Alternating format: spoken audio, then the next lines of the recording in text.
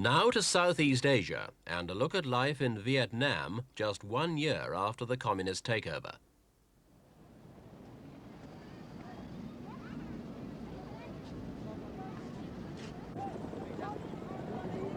Saigon, April 1975. The Vietnam War ends in chaos and confusion.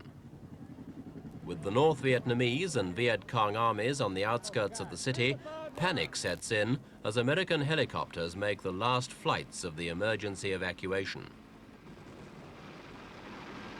At the time, it was widely believed the communists' victory would be followed by a bloodbath, that the new rulers would ruthlessly eliminate all vestiges of the old regime, and that Saigon's easygoing atmosphere would disappear at once under the influence of a harsher, more puritanical discipline.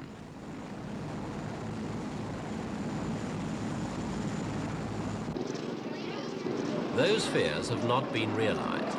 This is Saigon today, still a chaotic tangle of people, bikes, cars and pedicabs, and on the surface at least, virtually unchanged since the days of the war.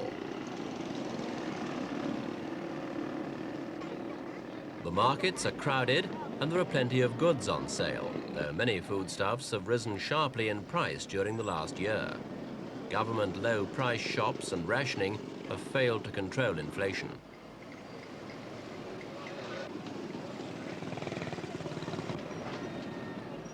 Among the luxuries, items looted from American stores a year ago.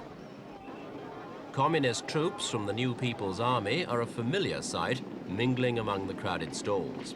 They're one obvious sign of change. Another, the communist flags that fly from nearly every public building. The gold star on red of North Vietnam and the gold star on blue and red of the National Liberation Front. Ho Chi Minh's portrait stares down on the lawns of the former presidential palace, where new-grown grass has covered over last year's tank tracks. But behind the scenes, the changes are fundamental. The communists have given the South a completely new political framework, based on a series of ruling committees. At the lowest level, these cover only 10 households. Above them is a hierarchy of more committees going up to municipality or province level. This vast political network is the medium through which the South is to be transformed into a new socialist society.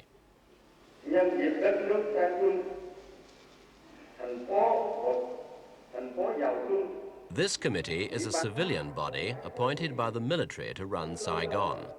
The problems it faces are social as well as political.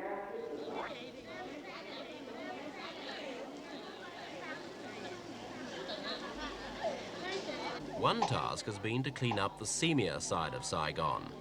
All these girls used to work as hostesses and prostitutes in the numerous bars and clubs of the city. The end of the war meant the loss of much of their trade. Now they've been brought to government centers like this to learn crafts more likely to earn them a living in the new Saigon.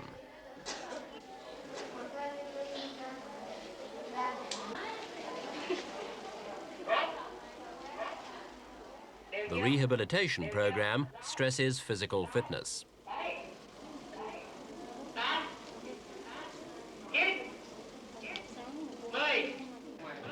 Similar schemes have been started for hundreds of drug addicts, another legacy of the war.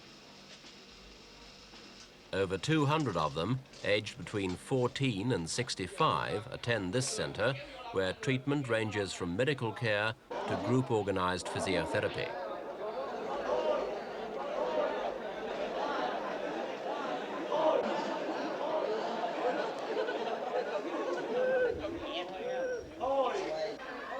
And hundreds of street urchins who used to live by their wits, peddling anything that was saleable during the war, have also been cared for. This center caters for children between the ages of 4 and 17, some of them the unwanted offspring of American troops.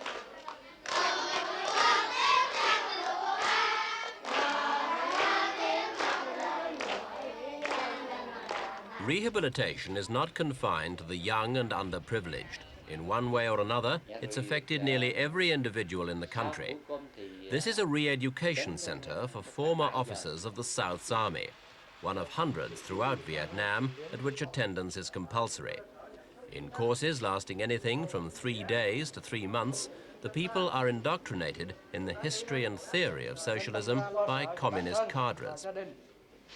Sau khi tôi đi trình diện đăng ký, thì sự thật và chính nghĩa cách mạng đã chứng minh thực tiễn. The re-education program is central to the new government's strategy for remodeling Vietnamese society. At these sessions, the accent is on a man's role in society, his duties and obligations to the state, and the importance of hard work to achieve common goals. In practice, the term re-education covers a much wider range of purposes than just schooling. In the case of many former high-ranking officers, for example, it has meant indefinite stays in what amount to semi-permanent labor camps.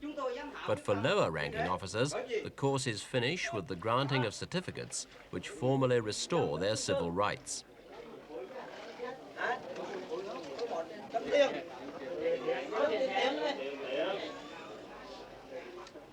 The point of all this re-education is to create a social and political climate like North Vietnam's, and so help to prepare the way for a reunification of the two Vietnams, which is the chief goal of government policy. In the past year, delegates from Hanoi and Saigon have hammered out the provisions and the timetable. Agreement has in fact been reached much more quickly than outside experts forecast. The basic details of the reunion plan were ratified last December at a specially convened session of the South Vietnam People's Congress.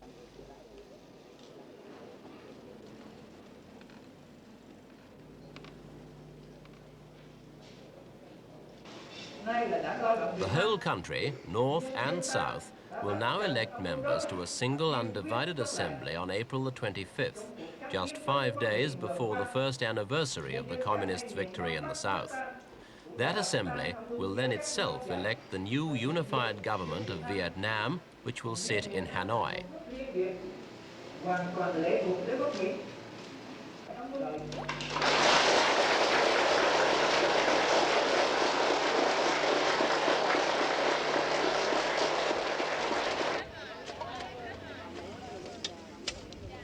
Physical reunification has progressed even more quickly. In the past year, over 70,000 workers have toiled along the old railway line between Hanoi and Saigon, the reconstruction of which has become the symbol of national unification. The project involved the rebuilding of 600 miles of track, 160 bridges, 12 tunnels, and some 200 stations. It's been called, appropriately enough, Tong Nhat, the Unification Railway. The first section of track into North Vietnam was completed last August with East German assistance, and in December, a regular service began on the whole 1,000-mile route between North and South.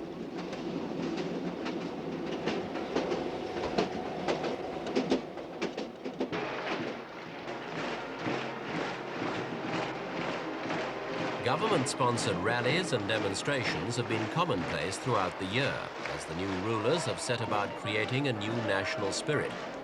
The purpose of this rally in Saigon was to send off 25,000 young recruits, called the Pioneer Youth, to their task of spearheading agricultural development. They had been specially conscripted to the job for periods of between 1 and 3 years. It was hoped their example would encourage thousands of civilians to leave Saigon and put down new roots in the countryside. 500,000 people have already left the city since the communist takeover, but many more will have to do so before Saigon's present population of 3 million and the consequent unemployment is reduced to more manageable proportions.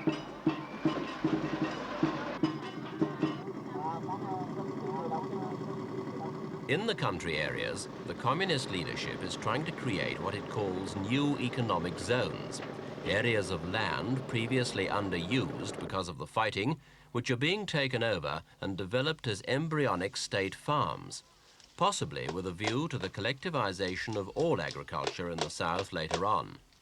At the moment, though, little is being done outside these areas to change the old rural way of life based on peasant ownership. Here, as everywhere else, the cadres run the show, issuing directives, organizing labor, supervising every aspect of the work.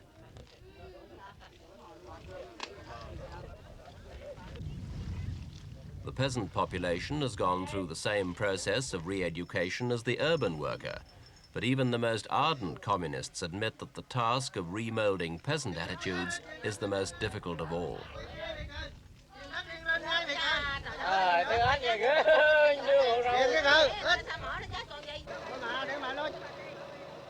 In building the new Vietnam, the war itself and the memory of its horrors is one of the communists' most powerful allies. All wars provide their quota of grisly incidents, and Vietnam had more than most. In March this year, huge crowds turned out at My Lai to commemorate one of them, the massacre in this ditch of more than 400 villagers by an American infantry company in 1968.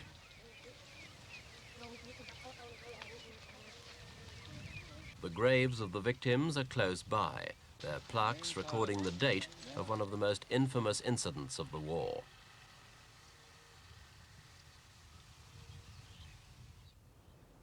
The new government intends that no one should forget the slaughter. It has erected a permanent memorial on the site, including a museum housing the names of the dead.